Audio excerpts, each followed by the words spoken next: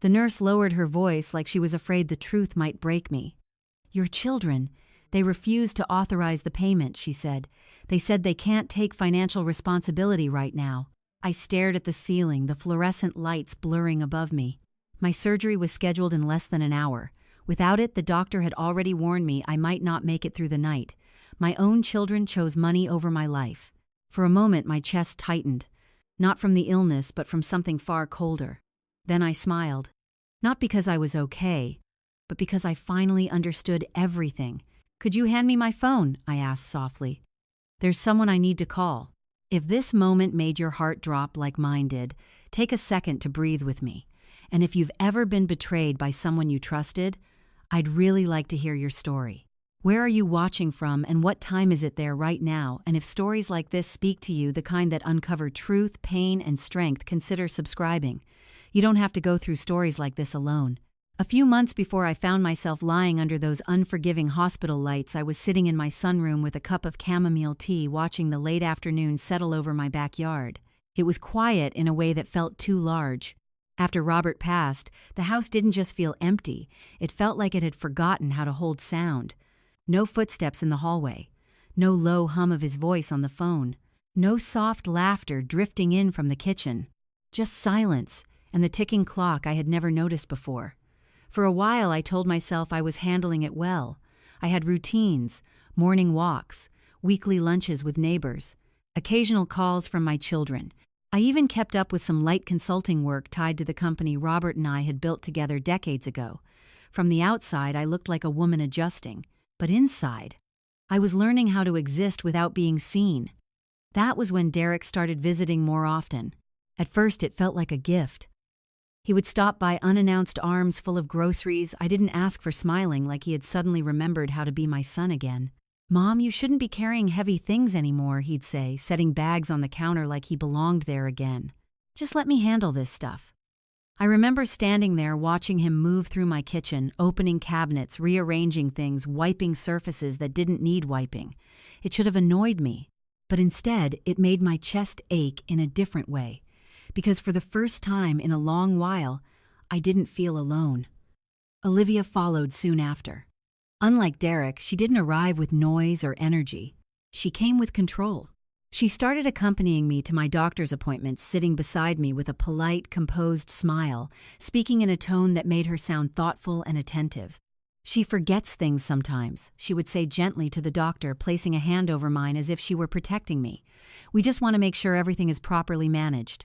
I remember turning my head slowly toward her the first time she said that. Forgets things. I had forgotten where I left my reading glasses once that week. That was all. But the way she said it, so calm, so reasonable, it made me question myself for a split second, and that was the beginning. Little shifts, quiet ones. Derek offered to help organize my bills. "Just to make things easier," he said. "You've done enough for us your whole life, Mom.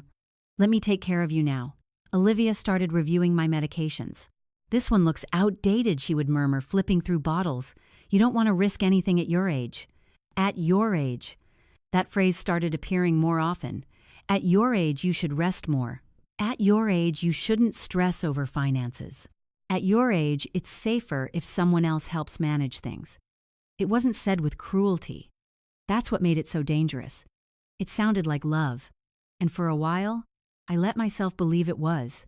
They began coming over together on Sundays. We would sit at the dining table Robert had insisted on buying years ago, the one I thought was too big at the time. Now it felt like it had been built for ghosts. Derek would talk about work always sounding more successful than I remembered his last job being. Olivia would scroll through her phone occasionally, showing me photos of social events I wasn't invited to but was expected to admire. And in between those conversations, they asked questions. Subtle ones. "Mom, do you still manage all your accounts yourself? Have you thought about simplifying your estate? Wouldn't it be easier if we helped you keep track of everything?" Each question was wrapped in concern. Each one chipped away at something invisible. I started noticing small things soon after. One afternoon, I couldn't log into my online banking account. I assumed I had typed the password wrong. I tried again and again. Locked out. When I mentioned it casually to Derek, he didn't seem surprised. "Oh yeah," he said, barely looking up from his phone. "I reset that for you last week. Security reasons. I'll give you the new login later. Later never came. Another time I went looking for a folder where I kept copies of certain financial documents. It wasn't where I left it. I searched every drawer in my study, every shelf. Gone. When I asked Olivia, she smiled. I moved a few things around to make your office safer, she said. Less clutter means less confusion. Less confusion. I stood there holding on to the edge of my desk, trying to understand how my own home had begun to feel, rearranged without me. And then there were the conversations, the ones that stopped when I walked into the room. It happened more than once. Voices, low, urgent, and then silence the moment they noticed me. Oh, we were just talking about dinner, Olivia would say quickly, too quickly. Derek would nod, avoiding my eyes. I wasn't a fool, but I also wasn't ready to admit what it meant. Because admitting it would mean facing something far worse than being alone. It would mean realizing that the people I had raised were no longer standing beside me. They were positioning themselves around me. One evening after they left, I sat alone in the living room staring at the photo of Robert on the mantel. You always saw things before I did, I whispered. He had warned me once, not in anger, not even in suspicion, just quietly like he was noting the weather. Money doesn't change people, Elaine, he had said. It reveals them. At the time, I had laughed it off. Our children weren't like that. They were good. They were raised right. I had believed that with the kind of certainty only a mother can have. But sitting there in that quiet room with passwords I didn't know and documents I couldn't find, something inside me shifted. Not all at once. Just enough. Enough to make me start watching. Enough to make me stop speaking as much. Enough to make me wonder, when had concern turned into control, and more importantly, how far were they willing to go? There is a particular kind of loneliness that comes with realizing you may have misunderstood the people you love. It doesn't arrive like a storm. It settles in quietly, like dust on furniture you thought you had already cleaned. That night, after staring at Robert's photograph longer than I care to admit, I didn't cry. I didn't call anyone. Instead, I walked into my study, closed the door behind me, and sat down at the same desk where Robert and I had signed contracts, built strategies, and made decisions that shaped decades of our lives. For the first time in months, I opened the bottom drawer. There was a small black folder tucked beneath a stack of old insurance papers. It looked ordinary. That was the point. Robert had always believed the most important things should never look important. I ran my fingers along the edge before opening it, as if touching it might bring him back long enough to explain what I was about to see. Inside were documents I hadn't reviewed since before he passed. Not because I didn't trust them, but because I trusted him. That had been enough. Until now. I began flipping through the pages slowly. Ownership agreements, investment summaries, legal protections layered so carefully they almost looked like overthinking until you realized they were anything but. Robert had never been careless, and suddenly I understood something I hadn't fully grasped before. We had never truly sold the company. Not in the way Derek and Olivia believed. Years ago, when we stepped back from day-to-day operations, we sold a portion of our shares to a larger healthcare group. It had been positioned publicly as a full exit. Even our children believed that. But Robert had retained a controlling interest through a private holding structure, one that wasn't obvious unless you knew exactly where to look, which Derek and Olivia didn't, because we never told them. The income from that structure still came in quietly, consistently, every single month, more than enough to live comfortably, more than enough to fund any medical care I would ever need, more than enough to attract attention if it were known. And that was exactly why we kept it hidden. I leaned back in my chair, letting the weight of that realization settle over me. All this time, they thought they were managing what little I had left. They believed they were circling a diminishing pool. But the truth was, they were standing in the wrong room trying to unlock the wrong safe. And for a brief moment, I felt something dangerously close to relief. Because if they didn't know the full extent of my assets, then they didn't have full control. Not yet. But that relief didn't last long, because another thought followed closely behind it. If they didn't know how much I had, then why were they pushing so hard? What exactly did they think they were gaining? I turned back to the documents, scanning more carefully now. There were layers I hadn't paid attention to before. Trusts structured in ways that required specific conditions to be met. authorization clauses that limited access depending on decision-making capacity. And then, something I had completely forgotten, a separate account. One Robert had insisted on setting up years ago. It's not for now, he had told me at the time. It's for when things don't feel right. I remember laughing. What does that even mean? I had asked. He smiled in that quiet way of his.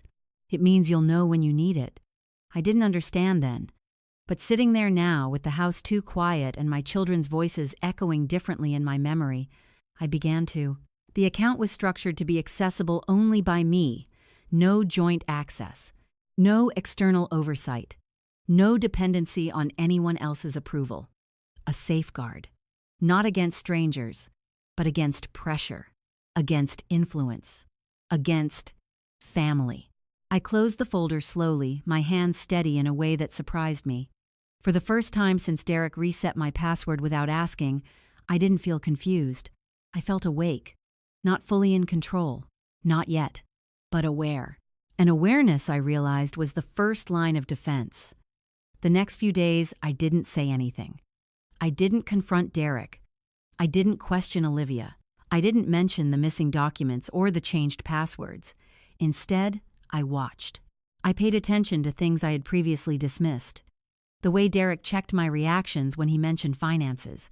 The way Olivia phrased her questions, never direct, always guiding me toward a conclusion she had already decided. I noticed how often they spoke about simplifying things, how often they suggested I didn't need to worry anymore. And slowly, I began to see the pattern. They weren't helping me manage my life. They were preparing to take it over. Not violently, not dramatically, but methodically, step by step, until one day there would be nothing left for me to manage at all. That realization should have broken me. In some ways it did, because no matter how clearly I could see it now, there was still a part of me that wanted to be wrong, that wanted to believe I was overthinking, that wanted to hold on to the version of my children I had spent decades loving. But reality doesn't soften itself to protect your feelings. It waits. And then it shows you exactly what you need to see. A few evenings later, Derek came by again. This time without groceries. Without the cheerful energy. He looked focused. "Mom," he said, taking a seat across from me, "we should really talk about your accounts." There it was. No small talk, no warm-up, just straight to the point. I folded my hands in my lap and tilted my head slightly, letting a hint of uncertainty soften my expression. "My accounts," I asked gently. "Yeah," he said. "It's just, things can get complicated. You don't want to deal with all that anymore. I can take care of it for you." There was something in his tone now. Not concern. Not quite urgency. Something else. Expectation. Like this was a conversation he had already rehearsed, and I was simply expected to follow along. I let a small pause hang in the air.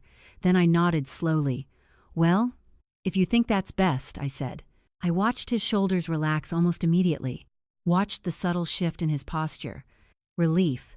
Not because I was taken care of, but because I had just made something easier for him. That was when it truly settled in. Not the suspicion. Not the fear. The truth. And the truth was simple. They didn't need me to disappear overnight. They just needed me to slowly step aside, to become smaller, quieter, less certain, until one day I wouldn't resist at all. And that was the moment I made my decision. I would not confront them. Not yet. I would not accuse them. Not without proof. Instead, I would let them believe it was working. I would let them think I was fading. Because sometimes the only way to understand how far someone is willing to go is to stop standing in their way and see where they lead themselves. Once you decide to stop resisting, people show you more than they ever intended. That was the first thing I learned after I chose to step back. Not completely, not in a way that would raise suspicion, just enough. Enough to make them comfortable. Enough to make them believe they were right about me. The following week, Derek arrived with a toolbox. He didn't call ahead. He didn't ask if I needed anything. He simply let himself in using the spare key I had given him years ago, back when trust was still something I didn't think twice about. "I noticed the cabinet hinge in the kitchen was loose," he said already, moving toward it before I could respond. "Figured I'd fix it." I stood in the hallway for a moment watching him. He moved confidently, like he knew exactly where everything was, like this was his space, not mine. "Thank you," I said softly. He glanced over his shoulder and smiled, but it didn't quite reach his eyes. "No problem, Mom. I'm going to start taking care of more things around here. You shouldn't have to worry about all this anymore." There it was again. That phrase. You shouldn't have to worry. I nodded slowly, letting my shoulders relax just a little as if I were relieved. "Maybe you're right," I said. And just like that, I saw it happen. A shift, subtle but unmistakable.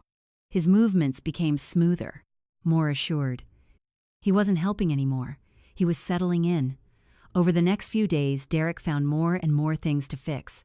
A light fixture in the hallway, the latch on the back door, even the thermostat, which he insisted was outdated and needed replacing. Each time he made small adjustments, not enough to alarm me, but enough to establish presence. Control doesn't always come in loud, obvious ways. Sometimes it arrives disguised as maintenance. Olivia, on the other hand, preferred a different approach. She didn't rearrange the house. She rearranged conversations. She began accompanying me to every appointment. Not asking, just informing. "I'll pick you up at 10, she would say. "It's easier if I'm there to talk to the doctor." At first, I tried to answer for myself. I would explain my symptoms, describe how I felt, ask questions. But Olivia had a way of stepping in smoothly, politely, redirecting the conversation without ever sounding disrespectful. "She's been more forgetful lately," she would say with a small, concerned smile. "I just want to make sure nothing gets missed." I remember sitting there, hearing her say that again, feeling something tighten inside me. Not anger. Not yet. Something closer to displacement, as if I were slowly being moved out of my own life. One afternoon, after a routine checkup, Olivia suggested we stop by a pharmacy. "I want to review your medications," she said, "just to make sure everything is still appropriate." I agreed, not because I needed her to, but because I wanted to see what she would do. Inside the pharmacy, she took control immediately, speaking to the pharmacist, asking questions I hadn't asked, declining one prescription refill. "This one seems unnecessary," she said lightly. "Let's skip it for now." I watched her, carefully. She didn't look at me when she made that decision. Didn't ask. Didn't confirm. She simply chose. And that was when it became impossible to ignore. This wasn't care. This was authority. That evening, I sat at the kitchen table staring at the small paper bag of medications she had approved. It was lighter than it should have been. Not because of weight, but because something had been removed, quietly, without my consent. I thought about saying something, calling her, asking why she had made that decision. But instead, I folded the receipt and set it aside, because I needed to see more. I needed to understand the full picture, not just for fragments. A few days later, I walked into the living room and stopped. Derek and Olivia were sitting together, their voices low. They didn't hear me at first. "We can't keep waiting," Derek was saying. "If we don't move now, it's going to get complicated." Olivia sighed. "I know, but we have to be careful. If anyone thinks we're pushing too hard." She stopped mid-sentence. Because she saw me. The shift was immediate, like a curtain dropping. "Oh, Mom," she said quickly, her tone changing into something softer. "We were just talking about dinner plans." Derek nodded, already standing. "Yeah, nothing important, nothing important." I stood there for a moment, letting the silence stretch just slightly longer than it should have.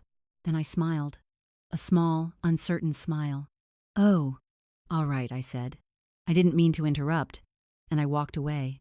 I could feel their eyes on my back, measuring, assessing, but I didn't turn around, because in that moment I understood something critical. They weren't afraid of me anymore. And that was exactly what I needed. That night, I made a deliberate choice. I left a few things out of place, misplaced my glasses on purpose, asked Derek the same question twice, let Olivia repeat instructions I had already understood the first time.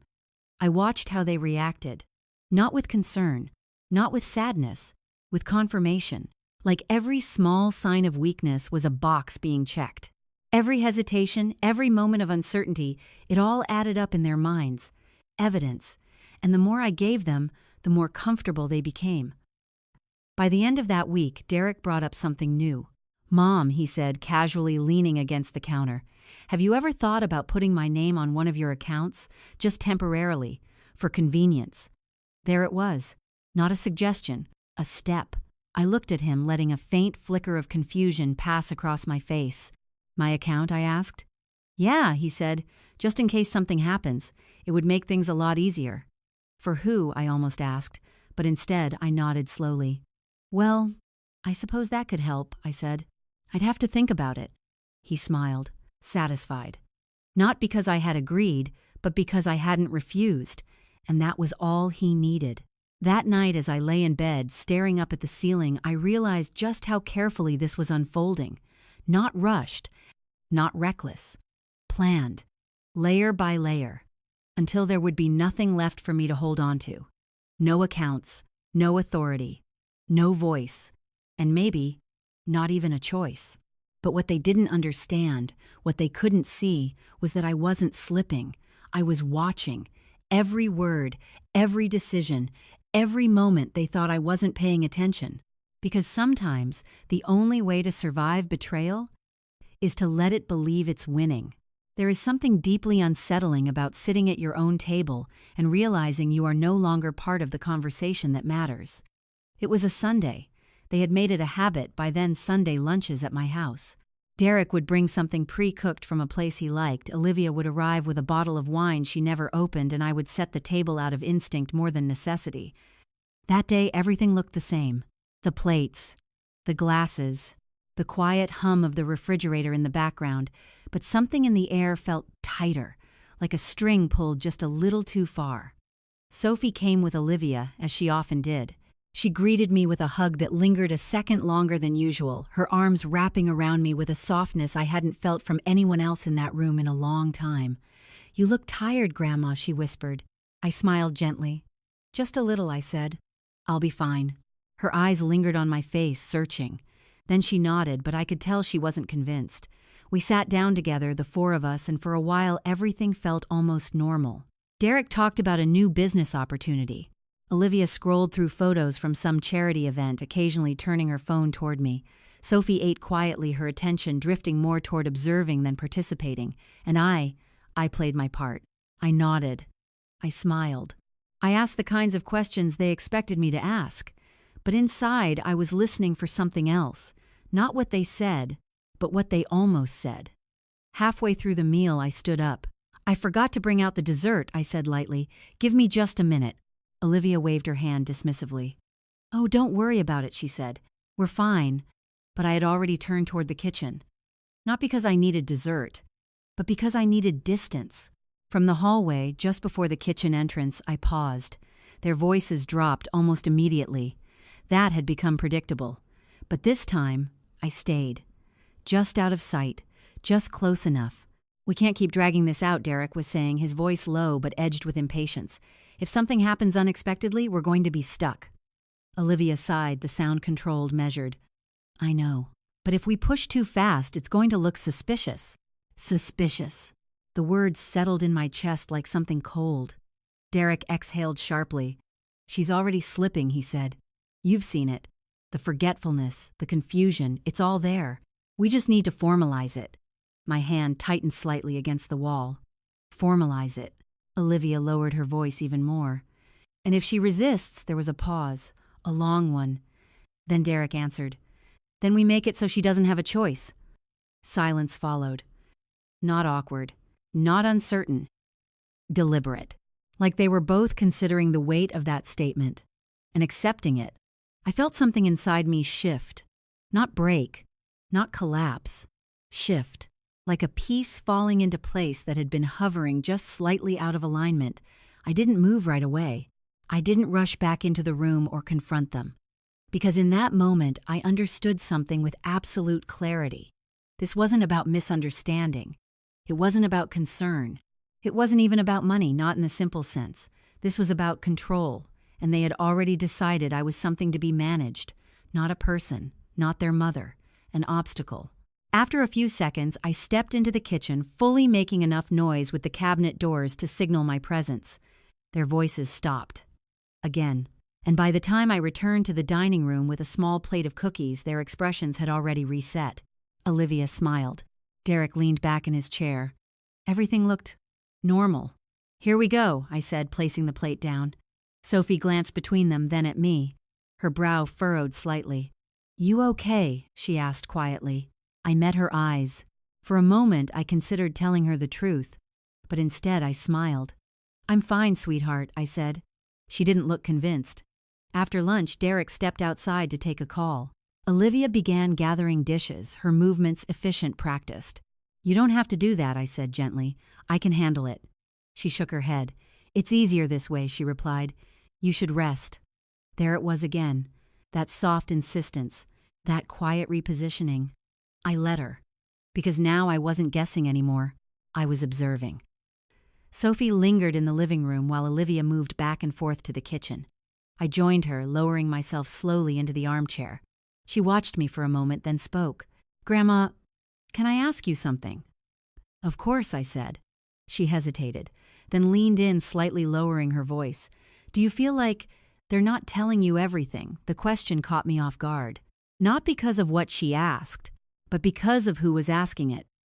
I studied her face. 17 years old. Too young to carry suspicion like that. And yet, there it was. Clear as day. I chose my words carefully. "Why would you think that?" I asked. She glanced toward the kitchen, making sure Olivia wasn't within earshot. "I just hear things sometimes," she said. "The way they talk when they think no one's listening." My heart tightened. "Like what?" I asked softly. She swallowed. "I heard Mom say something a few days ago," she said. "She was on the phone. I don't think she knew I was in the hallway." I waited. She said. Sophie hesitated again, as if saying it out loud might make it more real.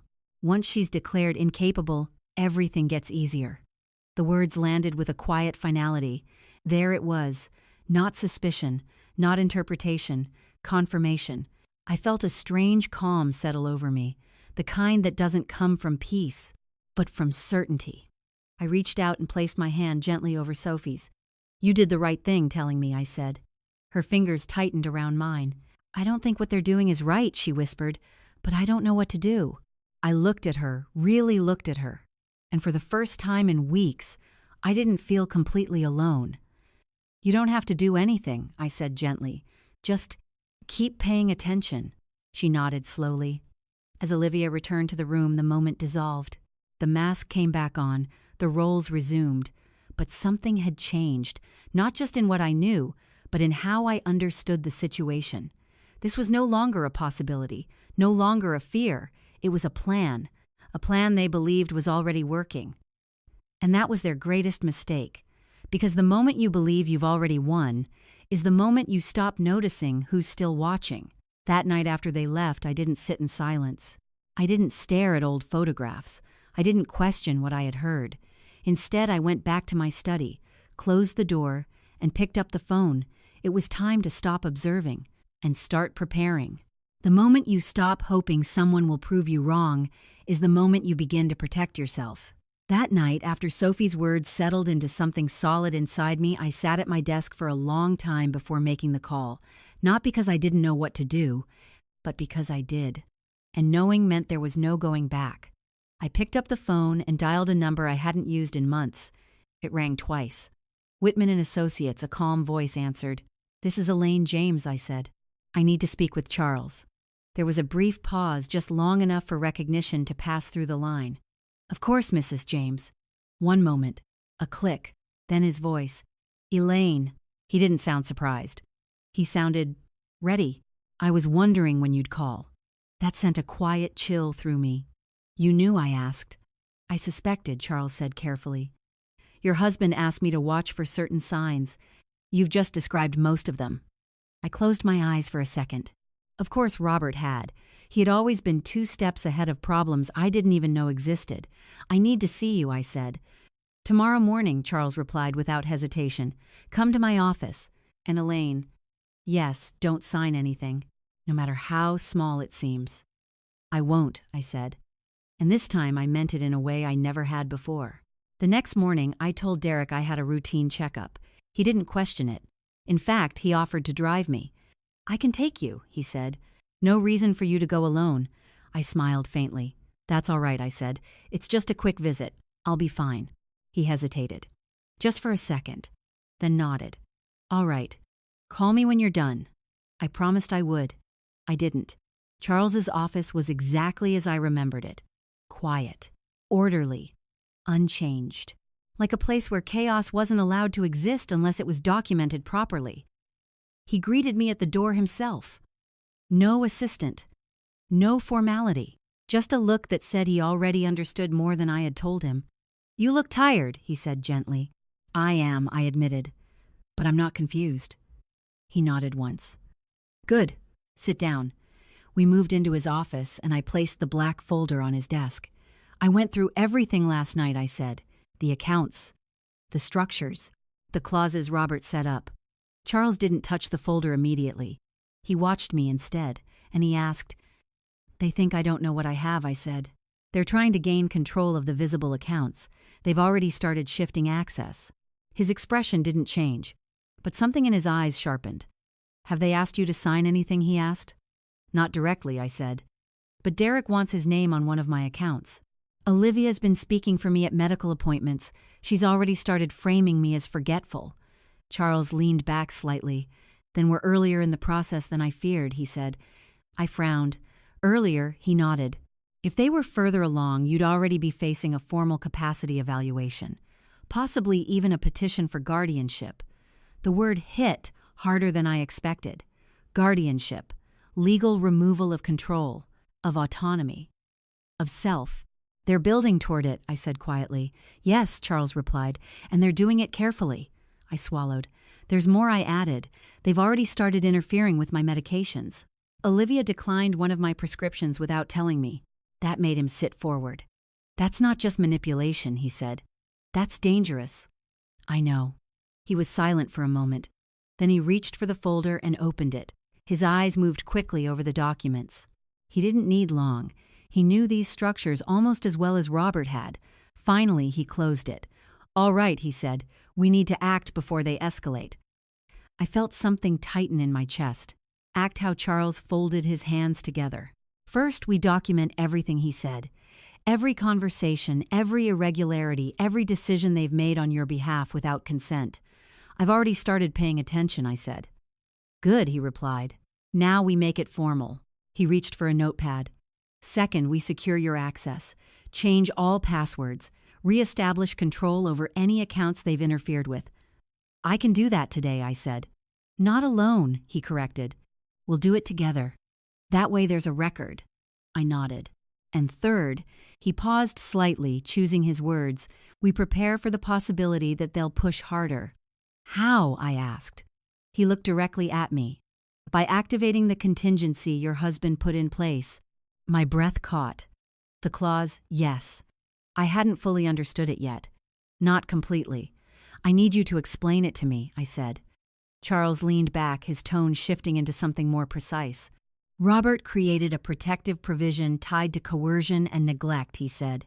If there is credible evidence that anyone, family included, is attempting to manipulate your medical care or financial autonomy for personal gain, certain safeguards activate automatically. What kind of safeguards? I asked. He held my gaze. Access to your primary trusts is restricted. Any potential beneficiaries under those trusts are temporarily suspended from distributions. And most importantly, he paused. You regain exclusive, verified authority over all decisions supported by independent legal and medical validation. I let that sink in. They can't touch anything, I said slowly. Not without scrutiny, he corrected. And not without consequences. For the first time since all of this began, I felt something steady beneath me. Not relief, not comfort, control. But we need proof, Charles added. I nodded. I have some, I said. Conversations. Behavior. And Sophie heard something. His brow lifted slightly. Sophie, my granddaughter, I explained. She overheard Olivia saying they planned to declare me incapable. Charles exhaled slowly. That helps, he said, but we need more than that. I can get more, I said quietly. He studied me. For a moment, I thought he might tell me to be careful, to step back, to protect myself. But he didn't. Instead, he said something else. Then we do this properly. There was no fear in his voice, only strategy, and that was exactly what I needed. When I left his office, I didn't feel like the same person who had walked in. Not stronger, not yet, but clearer. The confusion was gone. The doubt had somewhere to go, into action. When I got home, Derek was already there, sitting at the kitchen table, waiting. "You took longer than I expected," he said. I set my bag down calmly. "They ran a few extra tests," I replied. He nodded, but his eyes lingered on me a little too long. "Everything okay?" I smiled. "Yes," I said. "Everything's fine." And for the first time, that wasn't entirely a lie. Because now I wasn't just watching anymore, I was preparing. And they had no idea. The hardest part about pretending to be weak is remembering that you're not. It sounds simple when you say it out loud. Just act slower, speak softer, forget small things on purpose. But when you've spent your entire life being capable, being the one people relied on, the one who made decisions, the one who held everything together, shrinking yourself feels unnatural. It feels like betrayal, not of others, of yourself. But I understood something now that I hadn't before. Strength isn't always loud. Sometimes it's the ability to step back and wait, without losing who you are. So I played my role, carefully, deliberately, and they believed it. A few days after my meeting with Charles, Olivia came by in the morning. Unannounced, that had become her habit. She walked in with her usual composed energy, dressed neatly, her hair pulled back in that polished way that made her look like she was always on her way somewhere important. "Good morning," she said, already scanning the room as if checking for changes. "Morning," I replied, setting my coffee cup down slowly. "I thought I'd go through your medications again," she said, placing her purse on the counter, "just to make sure everything is still aligned with your current condition." Aligned, that word again, clean, controlled, clinical. "Of course," I said gently, "if you think that's best." She smiled, satisfied, not because I needed help, but because I had given her permission. She moved toward the cabinet where I kept my prescriptions, opening it without hesitation. I watched her carefully. Not just what she did, but how she did it. She picked up each bottle, reading labels, checking dosages. Then without pausing, she set one aside. "This one," she said lightly, "you probably don't need anymore." I tilted my head slightly. "Oh," I asked, "why is that?" She didn't look at me. "It's just outdated," she said. "And honestly, it's expensive. There's no reason to keep paying for something unnecessary." There it was.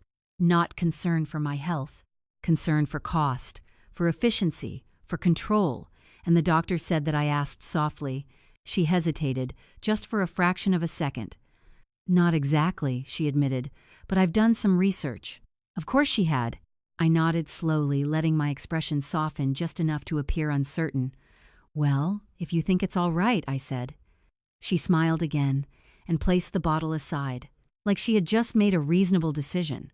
Not a dangerous one. Not one that removed something from my care without my consent. Just a small adjustment. But I saw it now. Every small adjustment was a step. Every step led somewhere, and I needed to know exactly where. Later that afternoon, Derek stopped by. This time, he didn't bring tools. He brought papers. "Mom," he said, setting them on the table, "I've been thinking about what we talked about." I sat down slowly across from him. "What was that?" I asked. He gave a small chuckle.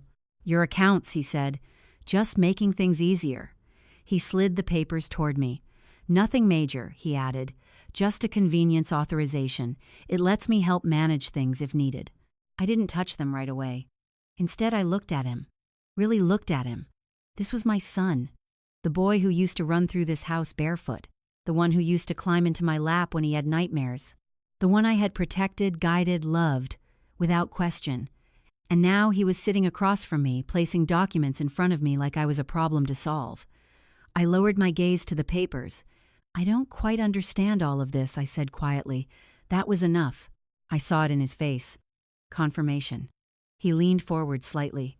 "It's simple, Mom," he said. "It just means I can help handle things for you. You won't have to worry anymore." There it was again. You won't have to worry. I let my fingers rest lightly on the edge of the documents. "I should probably have someone look at it," I said. His expression shifted, subtle. "But there, Like who, he asked. I shrugged gently. I don't know. Maybe a lawyer, that was when I saw it. Not fear. Not exactly. But resistance. That's not really necessary, he said quickly. It's just a basic form. I'm sure it is, I replied, but I'd feel better. A pause. Then he leaned back, forcing a smile. Of course, he said. Whatever makes you comfortable. But his tone had changed. The ease was gone, replaced by something tighter, more controlled. He gathered the papers slowly. No rush, he added. Just think about it. I will, I said. And I meant that in a way he didn't understand. That evening, Sophie came by alone. That was new. She stood at the door for a moment before knocking, like she wasn't sure if she should be there. I opened it and smiled. Hi, sweetheart, I said. Come in. She stepped inside, her eyes scanning the room quickly. Is Mom here? She asked. No, I said. Just me. She exhaled quietly. Good. She walked into the living room and sat down, her hands fidgeting slightly in her lap. I needed to talk to you, she said. I joined her, sitting across from her. What's on your mind? I asked gently. She hesitated, then reached into her bag and pulled out her phone. I know I shouldn't have done this, she said, but I didn't know what else to do. She tapped the screen a few times, then turned it toward me. It was a recording. Audio. I pressed play. At first, it was just background noise. Then voices. Olivia's voice. Clear. Calm. We just need a little more time, she was saying. If we can show a pattern missed, medications, confusion, inconsistent decisions, it strengthens the case. Derek's voice followed, and if she pushes back, a pause. Then Olivia again. Then we adjust. The goal isn't to fight her. It's to outposition her. The recording ended. Silence filled the room. I didn't move, didn't speak, because there was nothing left to question, nothing left to interpret, only truth. Sophie watched me carefully. I'm sorry, she said softly. I didn't know what else to do. I looked at her, really looked at her. And in that moment, I saw something I hadn't expected to find in all of this. Honesty. Courage. You did exactly what you needed to do, I said gently. Her shoulders relaxed slightly. But I don't understand, she continued. Why would they do this to you? I held her gaze. Because I didn't have a simple answer. Because some things don't make sense, even when they're true. Sometimes, I said, slowly people convince themselves that what they want is more important than what's right. She frowned. That's not fair, she said. No, I agreed. It isn't. I reached out and placed my hand over hers. But it's real. She nodded slowly, then looked at me with something deeper. What are you going to do? She asked. I leaned back slightly, exhaling quietly. For the first time since all of this began, I had everything I needed. Proof, clarity, understanding. I'm going to be ready, I said. She studied my face, and I think, in that moment, she realized something had changed. Because I wasn't just reacting anymore. I was waiting. And sometimes, waiting is the most powerful move you can make. Pain has a way of cutting through everything else. Through doubt, through denial, through carefully constructed illusions. The night it happened, I was standing in the kitchen rinsing a glass I didn't even remember using when the first wave hit. It wasn't sharp at first, just a dull, tightening pressure low in my abdomen. I paused, gripping the edge of the sink, waiting for it to pass. It didn't. Instead, it deepened, spread, turned into something heavier, something wrong. I closed my eyes, inhaling slowly, telling myself it was nothing. Indigestion, fatigue, something small. But then the second wave came, and this time it took my breath with it. The glass slipped from my hand, shattering against the bottom of the sink as I bent forward, clutching my side. A sound escaped me, half gasp, half cry. That was when I knew. This wasn't something I could wait out. I reached for my phone, my fingers trembling just enough to make unlocking it harder than it should have been. For a brief second, I hesitated, not because I didn't know who to call, but because I did. Derek, Olivia, the same people who had been positioning themselves around me for weeks. The same people I had just heard in their own voices planning to outmaneuver me. I stared at their names on my screen. Then I pressed Derek's number. He answered on the third ring. Mom, his voice sounded alert, concerned, convincing. I need help, I said, forcing the words out between breaths. Something's wrong. I'm on my way, he said immediately. Don't move. The line went dead. I slid down slowly against the cabinet, sitting on the cold tile floor, waiting. The pain didn't ease. It intensified, each minute stretching longer than it should. When Derek arrived, he wasn't alone. Olivia came with him. Of course she did. They moved quickly, efficiently. Derek helped me to my feet. Olivia grabbed my bag already, checking for insurance cards, identification, things that looked responsible on the surface. But even through the pain, I noticed something else. Their focus. Not on me, on the process. On what came next. The emergency room was bright. Too bright. The kind of light that makes everything feel exposed. A nurse guided me onto a bed while another began checking my vitals. Voices blurred around me. Questions. Answers. Monitors beeping in steady, indifferent rhythms. Derek stood near the foot of the bed, arms crossed, watching. Olivia stood beside the nurse, answering questions I hadn't been given the chance to respond to. She's been having memory issues, Olivia said smoothly. We've been monitoring her medications. I turned my head slightly toward her. Memory issues. Again. The narrative was already being built. Right in front of me. Pain level, the nurse asked. 8, I said. Olivia spoke at the same time. 6, she corrected lightly. She tends to exaggerate when she's uncomfortable. I felt something cold settle beneath the pain. Not anger. Not yet. Awareness. They weren't just preparing for control anymore. They were shaping perception. Doctor. Reeves arrived not long after. Calm. Focused.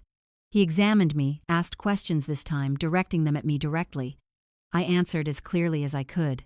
After what felt like an eternity of tests and scans, he returned with the results. It's your gallbladder, he said.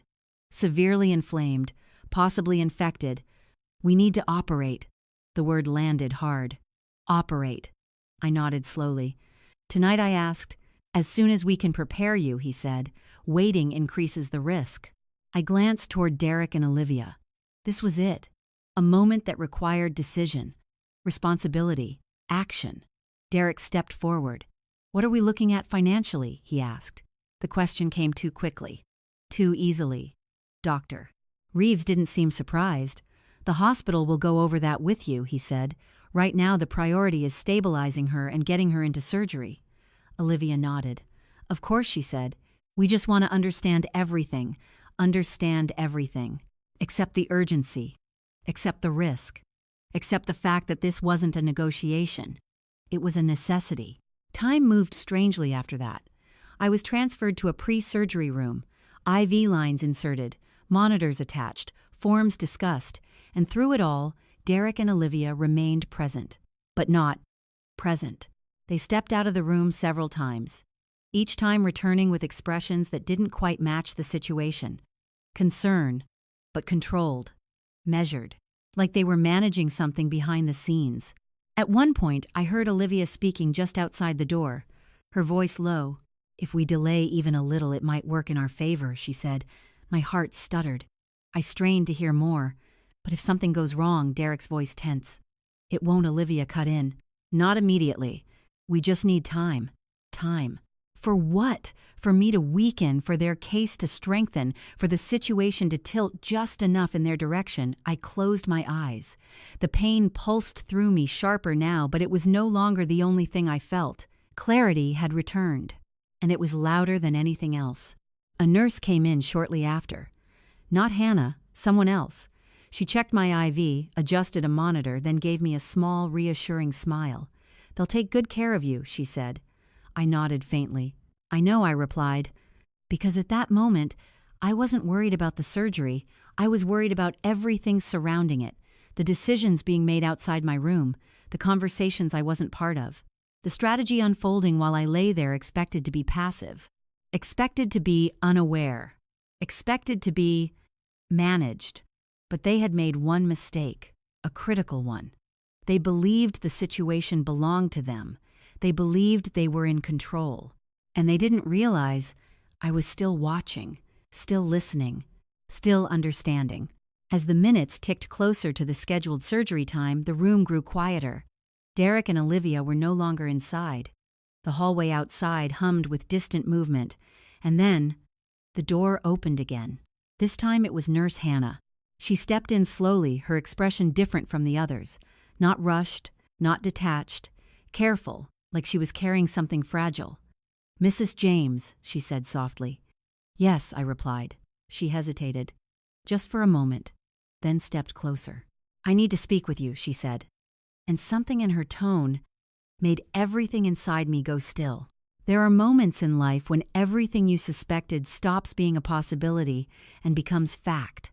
Nurse Hannah didn't close the door all the way behind her, just enough to create a pocket of quiet between us. Her hands were clasped lightly in front of her, but I could see the tension in her fingers, the hesitation, the weight of something she didn't want to say but knew she had to. "Mrs. James," she began, her voice low, careful, "I need to confirm something with you directly." I shifted slightly in the bed, ignoring the sharp pull in my abdomen. "What is it?" I asked. She took a small breath. "We've been trying to finalize authorization for your surgery," she said. "Your children were listed as your primary contacts, and they indicated they would handle the financial responsibility." I waited, because I already knew. Somewhere deep inside me, I already knew. Hannah's eyes softened. But when billing followed up, she continued, "Both of them declined to sign. They said they're unable to take financial responsibility at this time."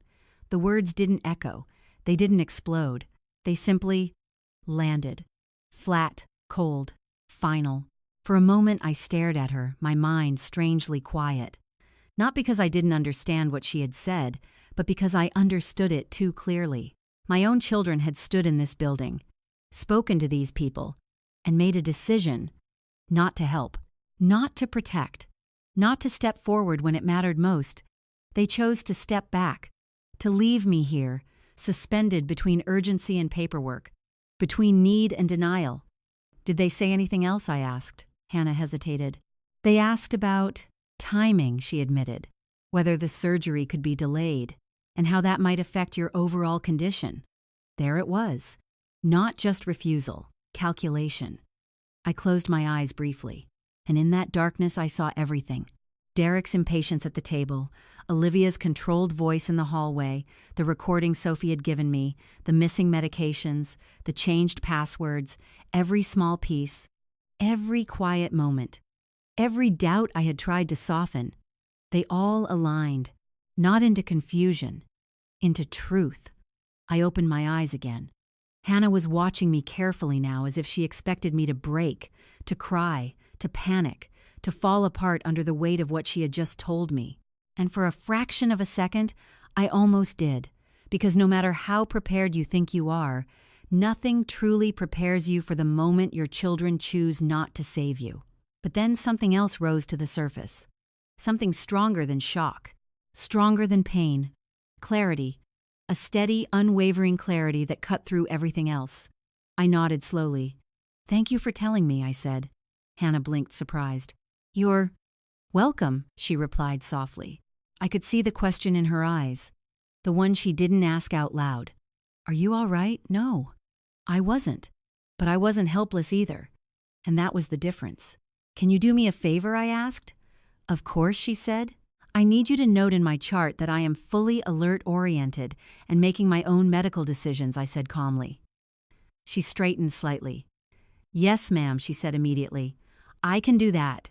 And I need you to document that my children declined responsibility," I added. Clearly, there was no hesitation this time. "I will," she said. "Good. Because this moment mattered. Not just emotionally, legally." I shifted slightly, wincing as the pain flared again, but I didn't let it take over. "Could you hand me my phone?" I asked. Hannah reached for it on the side table and placed it gently in my hand. "Is there someone you'd like me to call for you?" she asked. I shook my head. "No," I said. "I'll handle it."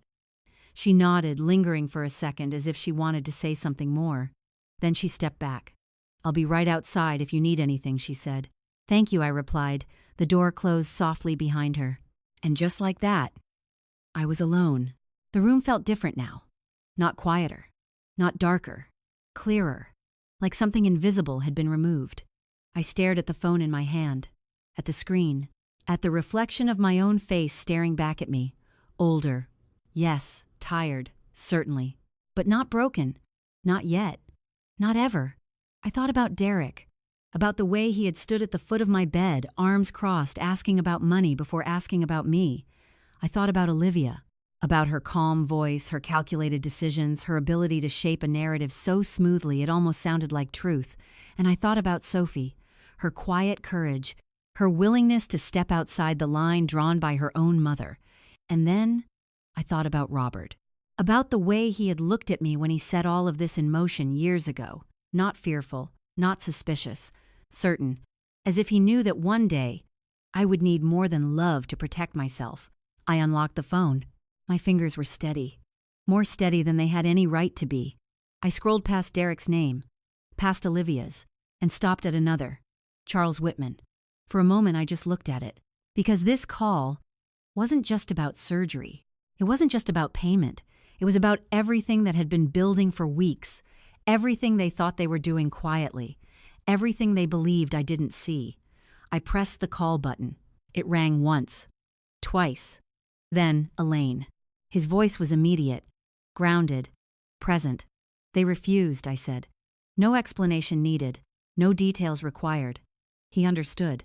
I assumed they might, he replied calmly. Are you stable for now, I said, but they want to delay the surgery. A pause. Then his tone shifted, sharper. Then we don't give them the chance, he said. I need you here, I said. I'm already on my way, he replied. Of course he was. Bring everything, I added. I will. The line went quiet. I lowered the phone slowly, and for the first time since all of this began, I smiled, not out of relief, not out of victory, but out of understanding. They thought this moment would weaken me. They thought this was where I would lose control, where fear would make me dependent, where desperation would make me compliant. But they didn't know what Robert had left behind. They didn't know what I had already seen. And they didn't know that by refusing to help me, they had just triggered the very thing that would stop them. The game they were playing. It was already over. They just hadn't realized it yet. The time between making a decision and watching it unfold can feel longer than the decision itself. After I ended the call with Charles, the room seemed to settle into a strange kind of stillness. Not peaceful, not tense, just waiting.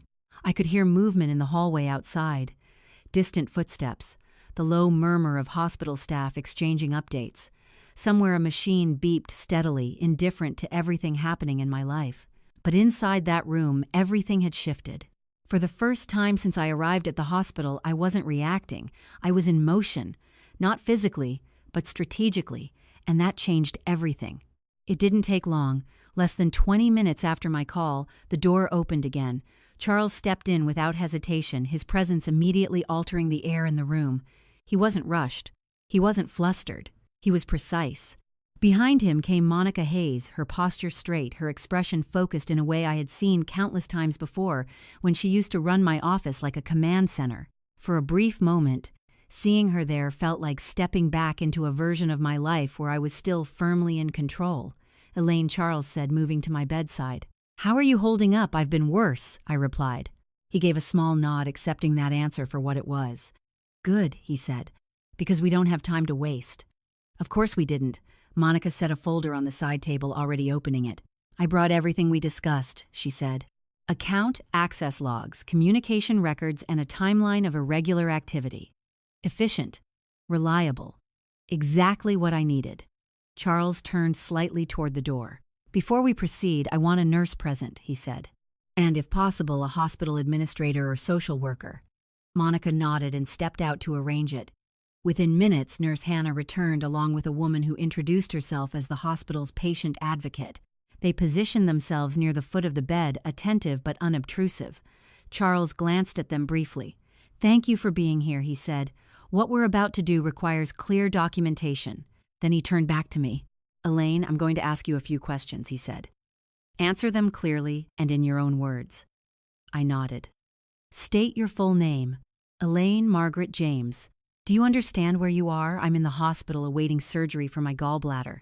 Do you understand the nature of the procedure being recommended? Yes. It's necessary and urgent. Are you making your own medical decisions at this time? Yes. Each answer felt like a declaration, not just of awareness, of authority. Charles nodded once. Good, he said. That's exactly what we need. He turned slightly toward the patient advocate.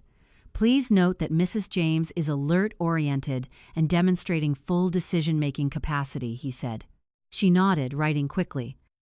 Charles then reached into his briefcase and removed a set of documents. This, he said, placing them carefully on the bedside table, is an activation notice for a contingency clause established by your late husband. I looked at the papers. Even now, they carried weight. Go ahead, I said. He continued. This clause is triggered under specific conditions including evidence of coercion, financial manipulation, or interference with medical care by any party with a vested interest in your estate. The room felt quieter, sharper.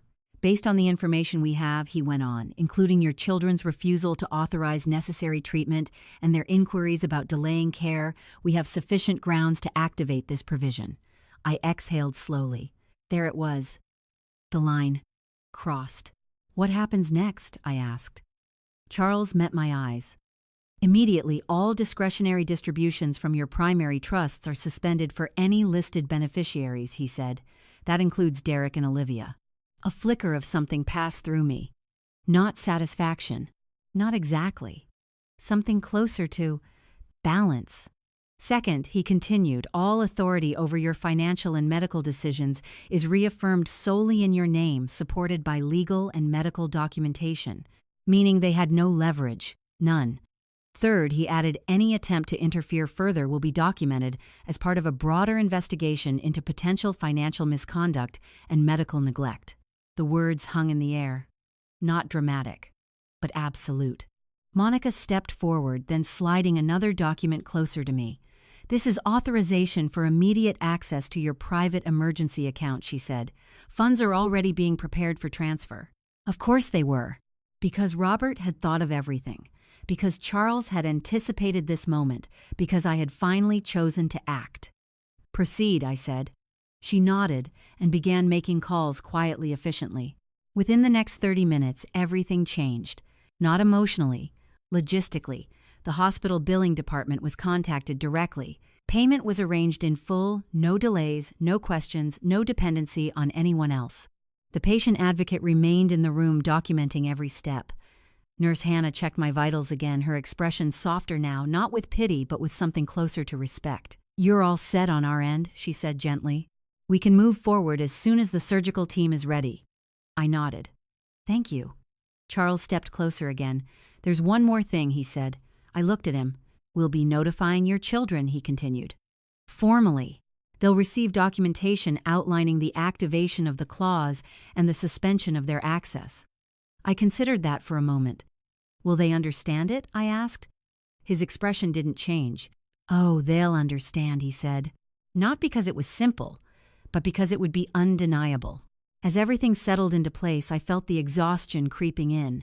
Not just physical, emotional. The kind that comes after holding something together for too long. Charles seemed to notice. You need to focus on getting through the surgery, he said. We'll handle the rest. I nodded. I know. Monica gave me a small, reassuring look. We've got this, she said. And for the first time in weeks, I believed it. A nurse returned to prepare me for transport. The bed was adjusted, lines checked, monitors secured. The routine of it all felt almost surreal. Because just an hour ago, I had been waiting, dependent, at risk of being delayed, at risk of being controlled. And now, everything was moving forward, on my terms. As they began to wheel me toward the door, I caught a glimpse of my reflection in the small mirror across the room. Pale, tired, but steady. Still me. And that mattered more than anything. Just before we exited into the hallway, I turned my head slightly toward Charles. They thought I wouldn't fight back, I said quietly. He walked alongside the bed, his expression calm. They underestimated the wrong person, he replied. I closed my eyes for a moment, not to escape, but to gather myself, because what came next was uncertain. Surgery always is. But one thing was no longer uncertain. No matter what happened on that operating table, I had already taken back control. And sometimes, that's the difference between surviving something and being consumed by it. Waking up felt like surfacing through heavy water, slow, disoriented, distant. At first, I wasn't sure where I was. There was only a dull pressure in my body and the steady rhythm of a monitor somewhere nearby. A faint beeping, the soft hiss of air. Then the light came into focus. White ceiling. Hospital. Right. The surgery. I inhaled carefully. Pain answered, but it was different now, controlled, dulled at the edges. Mrs. James' A voice. Gentle. Familiar. I turned my head slightly. Nurse Hannah stood beside the bed, her expression soft but alert. "You're awake," she said with a small smile. "Surgery went well. Relief didn't come all at once. It moved slowly through me like something cautious. I'm alive," I murmured. She let out a quiet breath. "Yes, you are." For a moment, I closed my eyes again, not out of exhaustion, but out of acknowledgement. I had made it through. Through the pain. Through the risk. Through the moment my children had decided not to stand beside me. And I was still here. Time passed in fragments after that. Short conversations. Vitals checked. Pain managed. Dr. Reeves came in briefly explaining that the infection had been worse than expected, but they had caught it in time. "You did the right thing, not delaying," he said. I almost smiled at that. Not delaying. If only he knew how close that had come. It was sometime later hours, maybe, that the atmosphere in the room shifted. I felt it before I saw it. A change in the air. The quiet kind of tension that signals someone has entered who doesn't belong to the calm. I opened my eyes. Derek stood near the foot of the bed. Olivia beside him. Both dressed as if they had just stepped out of a meeting. Composed. Controlled. But not prepared. Not for this. "Mom," Derek said, stepping forward slightly. "You're awake." His voice was careful. Measured. I studied his face. Looking for something. Concern. Relief. Regret. There was something there. But it wasn't what I had once hoped to see. "I am," I said. My voice was quiet but steady. Olivia moved closer. "We were so worried," she said softly. "They didn't tell us anything for hours." I held her gaze. "That's strange," I replied. "You were listed as my primary contacts. A flicker. Just a small one. But enough." Derek cleared his throat. "There must have been some confusion," he said quickly. "We tried to get updates, but there was no confusion," I interrupted gently. The room went still. Not loud. Not dramatic. Just still. Because for the first time, I wasn't following their script. I was speaking outside of it. Olivia's smile tightened slightly. "What do you mean?" she asked. I let a small pause settle between us. Then I spoke. "You declined to authorize my surgery," I said. No accusation in my tone. No raised voice. Just truth. Derek froze. Olivia didn't move. For a moment, neither of them spoke. Because there was nothing to reshape, nothing to redirect. Not this time. "That's not," Derek began. "It is," I said calmly. And just like that, the performance cracked. Not completely, but enough. Olivia stepped in, her voice softer, now more urgent. "We didn't refuse," she said. "We just needed more time to understand the financial implications." It was a lot to process. It was urgent, I said. Silence, because that word didn't bend, didn't soften, didn't allow reinterpretation. Derek ran a hand through his hair. "We were trying to be responsible," he said. "You don't understand how complicated things can get." "I understand exactly how complicated things can get," I replied. And I did. More than they realized. Because I had seen everything. He looked at me then. Really looked at me. And for the first time, I think he saw it. Not confusion. Not weakness. Awareness. That was when his posture shifted. Subtly, but unmistakably. He straightened slightly, his tone changing. "What are you saying?" he asked. I met his eyes. "I'm saying you made a choice," I said. Olivia stepped closer. "Elaine, no," I said quietly. Not louder, not harsher. Just firm. My name from her mouth sounded wrong, like she was trying to reposition herself, to step into a role she had already lost. "You don't get to explain this to me," I continued. "Not now." The room felt different again, not tense, not emotional, controlled. Because I wasn't reacting anymore. I was deciding. Derek's jaw tightened. "This is unfair," he said. "We've been trying to help you this whole time." I almost laughed, not out loud, but inside. Because that sentence, That exact sentence was the foundation of everything they had been doing. Help. Control disguised as care. I know what you've been trying to do, I said. Another pause. This one heavier, because now they weren't sure how much I knew. Olivia's eyes narrowed slightly. What does that mean? She asked. I didn't answer right away. Instead, I turned my head slightly toward the door, as if waiting, and right on time, it opened. Charles stepped in, followed by Monica, and behind them, a hospital administrator. Derek's expression shifted instantly, from defensive to alert. What's going on? He asked. Charles didn't look at him. Not yet. He walked calmly to my bedside. Elaine, he said. How are you feeling, Clear? I replied. He nodded once. Good. Then he turned, now looking directly at Derek and Olivia. I'm Charles Whitman, he said, Mrs. James's legal counsel. The silence that followed wasn't empty. It was full of realization, of understanding, of consequences beginning to take shape. Derek crossed his arms. Okay, he said, and Charles's tone didn't change. Effective immediately, he said, a protective clause established by Mrs. James's late husband has been activated. Olivia's posture stiffened. What does that mean? She asked. It means Charles continued that due to documented concerns regarding coercion, financial interference, and medical decision obstruction, all discretionary access to Mrs. James's assets by any listed beneficiaries is suspended. The words landed, one by one. Heavy, precise. Derek blinked. What it means, Monica added calmly, you no longer have any authority, access, or involvement in her financial or medical decisions. Olivia shook her head slightly. That's ridiculous, she said. There must be some mistake. There isn't, Charles replied. Flat. Final. Derek looked at me then, not with confusion, not with concern, with something else, something sharper. You did this, he said. I held his gaze. Yes, I said. And for the first time, there was no softness left in the space between us, only truth and consequences. Silence, I learned that day, can be louder than any argument. After Charles finished speaking, the room didn't erupt. No shouting. No chaos. Just a stillness so sharp it felt like it could cut. Derek stood frozen, his eyes locked on me as if he was trying to understand how everything had shifted so quickly.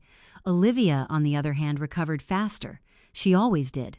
Her posture straightened, her expression smoothing out into something composed, controlled. This is a misunderstanding, she said, her tone calm, almost reasonable. There's clearly been some miscommunication. Charles didn't respond. He didn't need to, because this wasn't a conversation. It was a declaration. Derek let out a short, disbelieving laugh. A misunderstanding, he repeated. That's what we're calling this. He turned back to me. You're really going to do this? He asked. There it was. Not guilt, not regret. A challenge.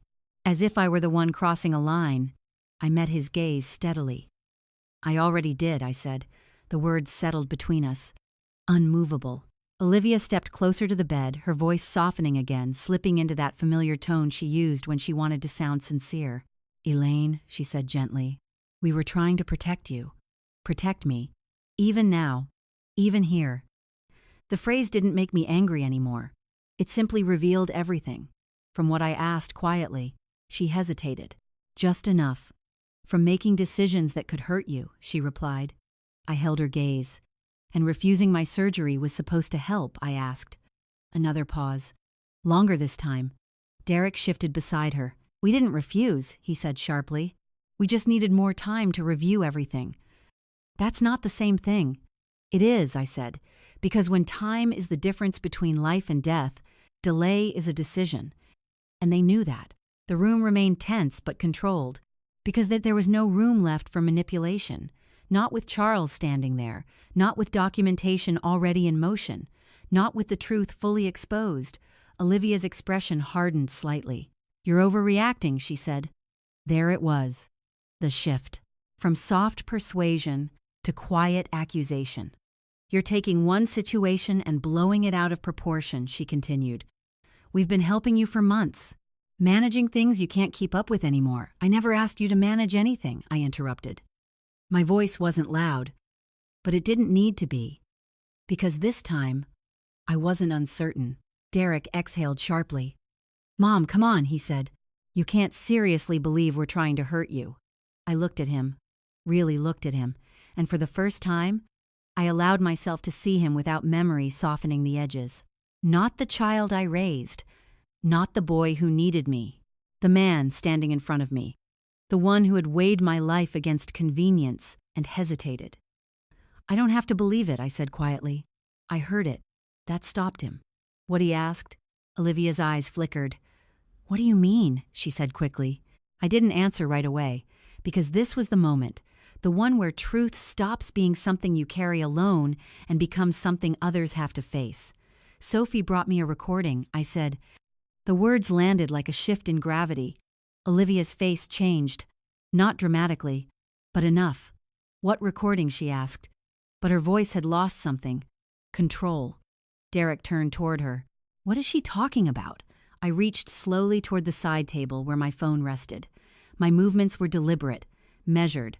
I picked it up, tapped the screen, and pressed play. The room filled with sound. Her voice, clear, calm. We just need a little more time. If we can show a pattern, missed medications, confusion, inconsistent decisions, it strengthens the case. Derek's voice followed. And if she pushes back, a pause. Then Olivia again. Then we adjust. The goal isn't to fight her. It's to outposition her. The recording ended. And for a moment, no one moved. No one spoke. Because there was nothing left to reinterpret. Nothing left to soften. Nothing left to deny. Derek turned slowly toward Olivia. What the hell is that? He demanded. She didn't answer immediately, because for the first time, she didn't have a version of the truth ready. It's not what it sounds like, she said finally. But even she didn't seem convinced. Derek let out a sharp breath. That's exactly what it sounds like, he snapped. And just like that, the unity they had built began to crack. Not from my words, from theirs. Because alliances built on convenience don't survive exposure. They fracture. They turn. They protect themselves. You said we needed to be careful, Derek continued, his voice rising. You didn't say anything about this. Olivia turned toward him. Don't do that, she said, her tone tightening. You were part of this too. Not like that, he shot back. I watched them. Quietly. Because this was the truth beneath everything. Not loyalty. Not family. Strategy, self-interest, and now that the illusion had broken, they weren't protecting each other anymore. They were protecting themselves. Charles stepped forward slightly. Given what we've just heard, he said calmly, this situation is no longer just a family matter. The room shifted again. Derek looked at him. What does that mean? He asked. It means, Charles replied, that we now have documented evidence of intent to manipulate medical and legal outcomes for financial gain. Olivia's expression tightened. You can't prove anything from that, she said. Charles met her gaze evenly. We don't need to prove everything today, he said. We only need enough to initiate a formal review. The word hung in the air. Review, investigation, consequence. Derek stepped back slightly, running a hand through his hair. This is insane, he muttered. No, I said quietly. This is clarity. He looked at me again, and this time, there was no anger. No challenge. Just something else. Something closer to realization. Because now he understood. Not just that I knew, but how much. Olivia, however, wasn't done. She turned back to me, her voice softer again, but this time it felt different. Less controlled. More urgent. Elaine, she said, whatever you think you heard, we can talk about this. We can fix it. Fix it. The word felt hollow. Because some things don't get fixed, they get revealed. And once they're revealed, they can't be unseen. I shook my head slowly. No, I said. And in that single word, everything ended. Not the relationship, not completely, but the illusion. The version of us that had existed before this moment. The one built on assumptions, on trust, on belief. That version was gone. And in its place was truth. Uncomfortable, unforgiving, but real. There is a kind of power that doesn't come from raising your voice, but from no longer needing to. After the recording ended and the last excuse dissolved into silence, something shifted in the room that none of us could undo. It wasn't just exposure, it was alignment. Everything that had been hidden intentions, choices, priorities had finally settled into place where everyone could see them. No more interpretation, no more guessing, just truth. And truth has weight. Derek was the first to move. Not forward, not toward me, away. He took a step back, then another, as if creating distance might somehow give him space to think or to escape what was happening. "This is getting out of hand," he muttered, more to himself than anyone else. Olivia remained where she was, but her posture had changed. The smooth composure was gone. In its place was something sharper, more defensive, more calculated. "This doesn't prove anything," she said, her voice tight. "You're taking a private conversation out of context." Charles didn't respond. He simply turned slightly toward Monica. "Let's proceed," he said. And just like that, the next phase began. 2 days later, I was discharged from the hospital. Physically, I was still weak. Careful movements, measured steps, pain that lingered just beneath the surface. But mentally, I had never been clearer. Charles had arranged for everything to continue at my home. Not just recovery, resolution. When I walked through my front door again, the house felt different. Not empty, not quiet, present. Like it had been waiting for me to return. Not as someone fading, but as someone taking her place back. Monica was already there, setting things up in the living room. Folders arranged neatly, documents prepared. Everything in order. "You should sit," she said gently when she saw me. I nodded and lowered myself carefully into the chair. "Thank you," I said. She gave me a small smile. "We're ready whenever you are." I took a slow breath and nodded. "Then let's begin." They arrived 10 minutes later. Derek first, then Olivia. Separately. That didn't surprise me. Whatever unity they had once presented was gone now. Derek looked tired. Not physically, mentally. Like he had spent the last 48 hours trying to rewrite something that refused to change. Olivia looked composed, but tighter, less fluid, as if maintaining control now required effort. Neither of them spoke when they entered. They didn't greet me, didn't acknowledge the shift. They simply took their seats, across from me, like participants in something they didn't fully understand yet. Charles stood near the center of the room, calm, grounded, in control. "Thank you for coming," he said. Derek crossed his arms. "Let's just get this over with," he replied. Olivia remained silent, watching, calculating. Charles nodded once. "Very well," he said. He picked up the first document. "This is a formal summary of findings based on financial records, communication logs, and documented medical interactions over the past several months." He began to speak. And with each sentence, the structure they had built collapsed. Attempted access to restricted accounts. Dates. Times. Methods. Requests for changes to authorization. Denied. Repeated. Logged. Medical interactions. Statements made during appointments. Instances where Olivia had spoken on my behalf without consent. Pharmacy records showing declined prescriptions. Communication evidence. Transcripts. Audio recordings. Their own words. Unedited. Unprotected. It wasn't dramatic. It wasn't loud. It was methodical. Precise. Unavoidable. Derek shifted in his seat more than once, his jaw tightening with each detail. Olivia remained still. But her eyes, they moved. Quickly, tracking, assessing, looking for openings. There weren't any. When Charles finished, he placed the document down carefully. "That concludes the summary," he said. Silence followed. Not empty, heavy. Because now, there was nothing left to argue. Derek was the first to speak. "This is ridiculous," he said, but his voice lacked conviction. "You're making it sound like we committed a crime." Charles met his gaze calmly. "That determination is not mine to make," he said, "but the evidence speaks for itself." Olivia leaned forward slightly. "What exactly are you accusing us of?" she asked. Charles didn't hesitate. "Coercive financial behavior, unauthorized interference in medical decisions, and potential intent to manipulate legal capacity," he said. Each word landed with precision. Olivia's expression tightened. "That's a stretch," she said. "Is it?" Monica asked quietly. Olivia turned toward her. "What do you mean?" she demanded. Monica held her gaze. "You declined medication that had been prescribed," she said. "You redirected medical conversations. You discussed strategy for establishing incapacity. A pause. Then, that's not concern, Monica added. That's positioning. Olivia didn't respond. Because she couldn't. Not without contradicting what had already been proven. Derek leaned forward, his frustration finally breaking through. All right, fine, he said. Maybe we made mistakes, but you're acting like we were trying to destroy you. I looked at him, and for the first time, I spoke without hesitation. You were trying to control me, I said. The room went still again, because this time, the truth came directly from me. Not through documents, not through recordings, through voice, through clarity, through certainty. Derek's expression faltered. That's not fair, he said quietly. It is, I replied, because fairness had nothing to do with comfort, only truth.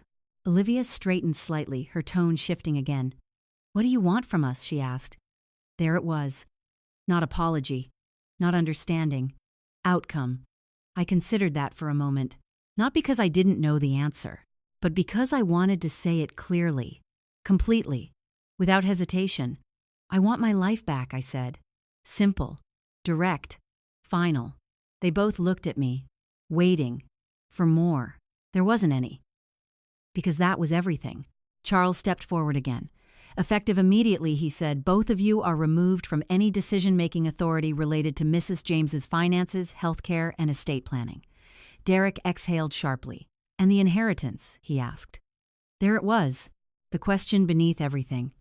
Charles didn't soften his answer. Suspended, he said, pending further review and final determination. Derek leaned back slowly, stunned. Olivia's lips pressed into a thin line. Controlled, but shaken. I watched them.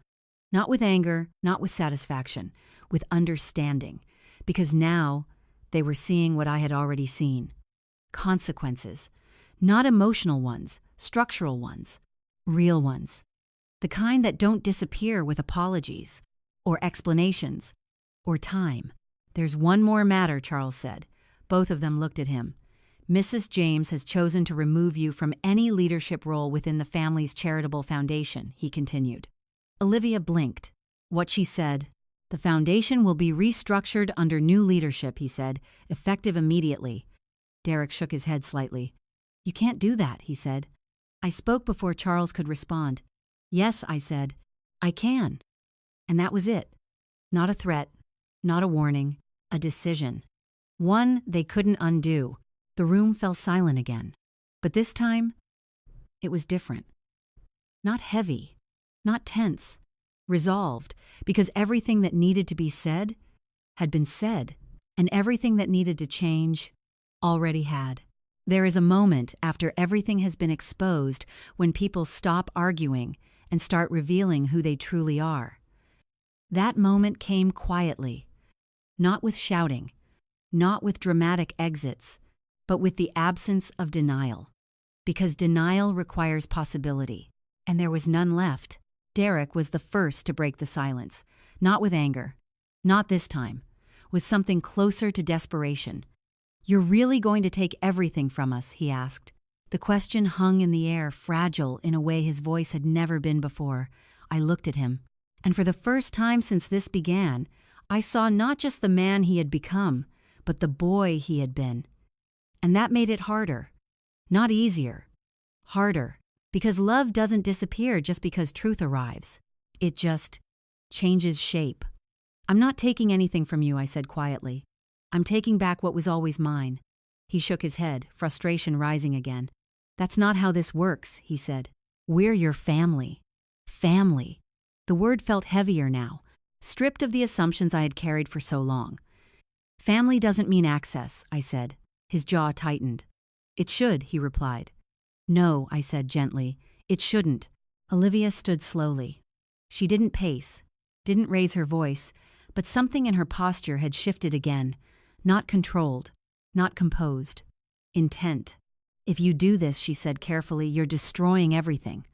I held her gaze, everything I asked. She nodded. Our relationship. The family structure. Sophie, don't use her, I said. The words came out sharper than anything I had said before. And for the first time, Olivia flinched. Not dramatically, But enough, because she knew that line had been crossed, and it wasn't one she could smooth over. Derek ran his hand over his face. "This is insane," he muttered. "You're blowing this way out of proportion." I let a small breath out, because that phrase, that exact phrase, had been used so many times in my life when someone didn't want to face what they had done. "It wasn't one moment," I said. "It was a pattern." They both looked at me, waiting, because now they had to listen. "You changed my passwords," I continued. "You moved my documents. You spoke for me in rooms where I was fully capable of speaking for myself. You interfered with my medication.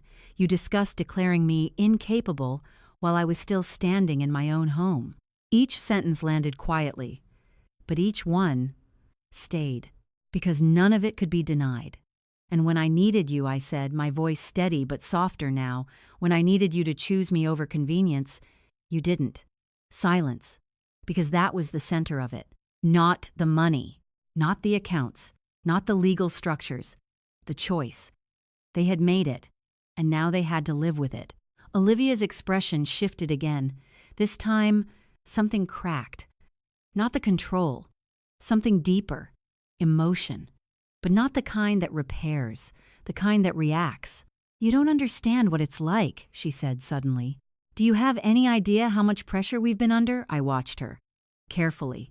"What pressure?" I asked. She laughed once, but there was no humor in it. "Trying to keep everything together," she said. "Making sure things don't fall apart. Managing responsibilities you don't even see." "I didn't ask you to carry anything," I interrupted. Her voice rose. "Well, someone had to." The room stilled again. Because that was the truth she hadn't meant to say out loud.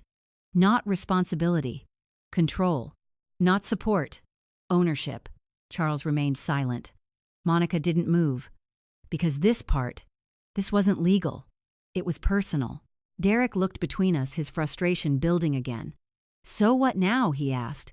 "You just cut us out and move on like nothing happened." I shook my head slowly. "No," I said. "Nothing about this is like nothing happened. Because it wasn't. It was everything.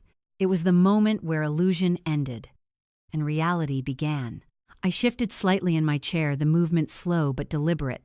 Not weak, not fragile. Present. "I'm not calling the police," I said. Both of them looked at me, surprised, because they had expected escalation, punishment, something louder. "But that doesn't mean there are no consequences," I continued.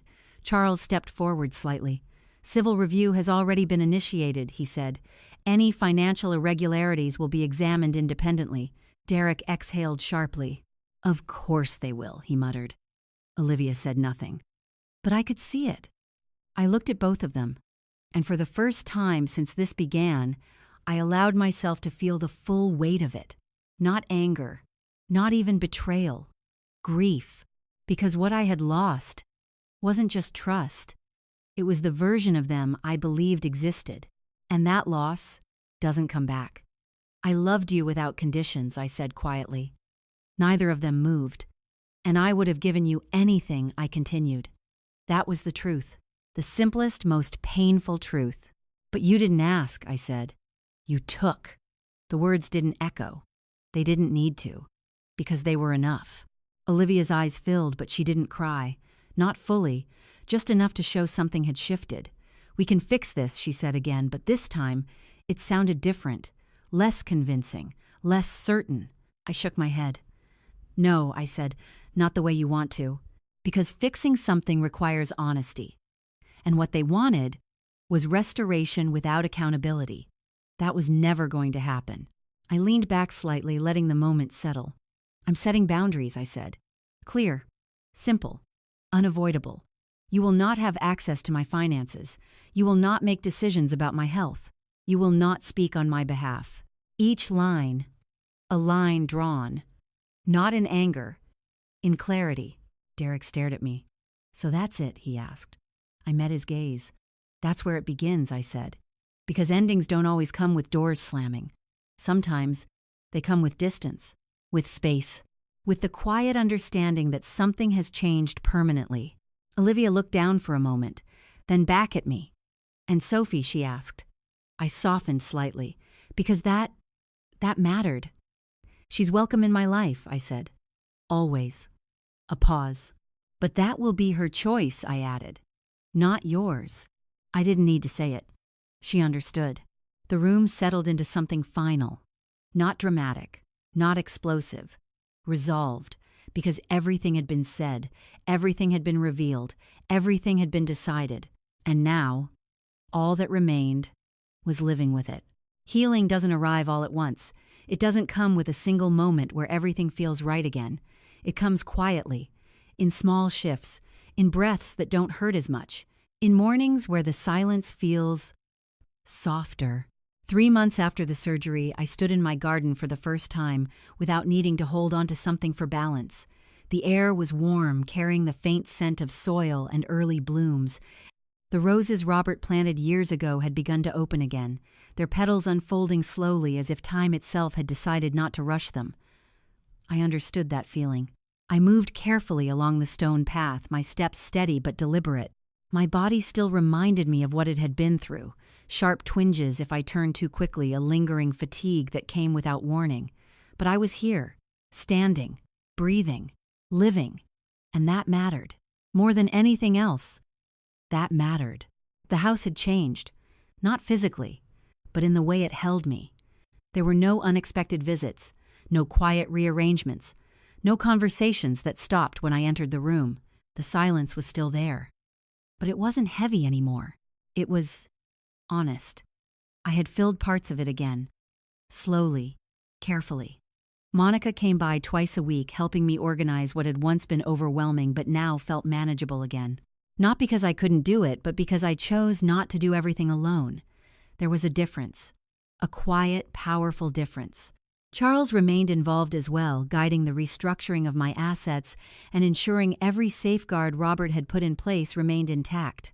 The investigation into Derek and Olivia's actions continued. I didn't follow every detail. I didn't need to, because I had already faced what mattered most, the truth. Sophie visited often.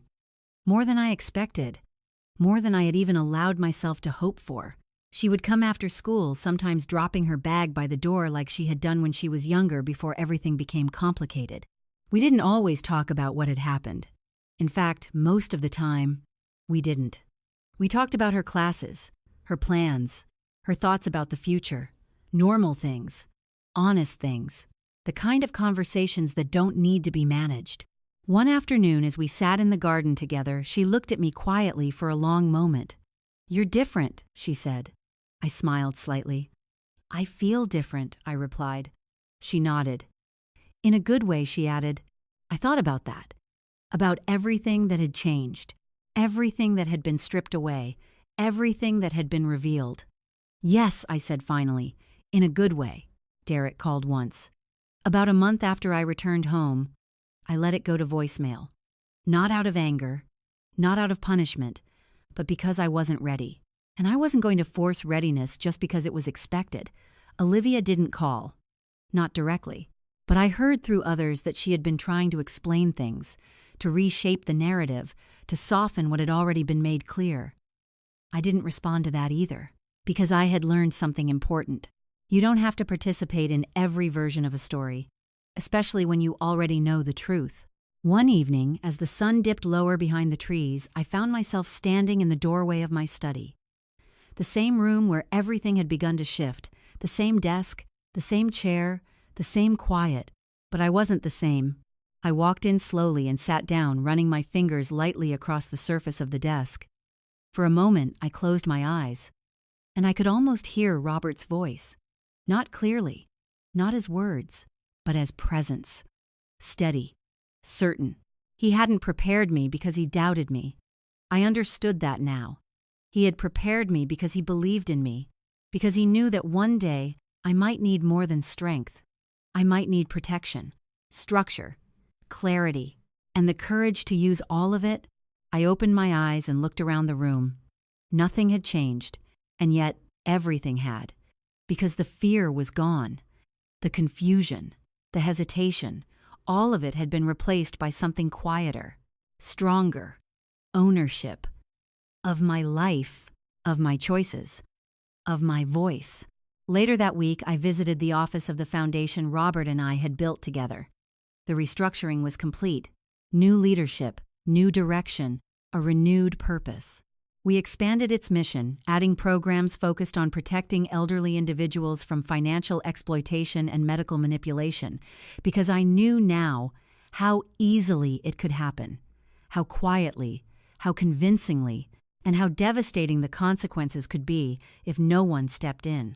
"This will help a lot of people," Monica said as we reviewed the plans. I nodded. "It has to," I replied, "because pain, when left alone, just stays pain. But when you do something with it, it becomes something else, something that reaches beyond you." That night I sat by the window in my living room watching the last light fade from the sky. The house was quiet again, but not empty, never empty, because I was still here, and I was enough. I thought about everything that had happened, the betrayal, the fear, the moment in that hospital bed when I realized my life had been weighed and not chosen. And I thought about what came after, the decision, the action, the clarity, the boundaries, and finally, the peace. Not perfect, not complete, but real. Sometimes people think strength means holding on, fighting harder, pushing through no matter what, but I've learned something different. Sometimes strength is knowing when to stop, when to step back, when to say, "This is where it ends, and this is where I begin again." I didn't lose everything. I lost an illusion, and in its place, I found something far more valuable: myself. After everything Elaine went through, one truth became clear. Growing older does not mean becoming invisible, powerless, or dependent. It means knowing your worth so deeply that no one can take it from you. Too often we believe that love and family should come without boundaries, that we must tolerate behavior simply because it comes from those closest to us. But love without respect is not love, it's control in disguise. And silence in the face of that control only allows it to grow. Elaine's story reminds us that preparation is not paranoia. Protecting yourself legally, emotionally, and mentally is an act of self-respect. And no matter your age, you have the right to make your own decisions, to be heard, and to be treated with dignity. Sometimes the hardest truth to accept is that not everyone who calls themselves family will act like it. But that truth can also be freeing, because the moment illusion breaks, clarity begins. And with clarity comes the power to rebuild your life on your own terms. It's never too late to reclaim your voice, never too late to draw a line, never too late to choose yourself. If you were in Elaine's place, what would you have done? Have you ever experienced a moment where someone you trusted let you down? Share your thoughts in the comments. I'd truly love to hear your story. And if this story moved you, reminded you of your strength, or gave you something to think about, consider subscribing. There are more stories like this about truth, courage, and taking your life back waiting for you. Where are you watching from, and what time is it there right now? You're not alone.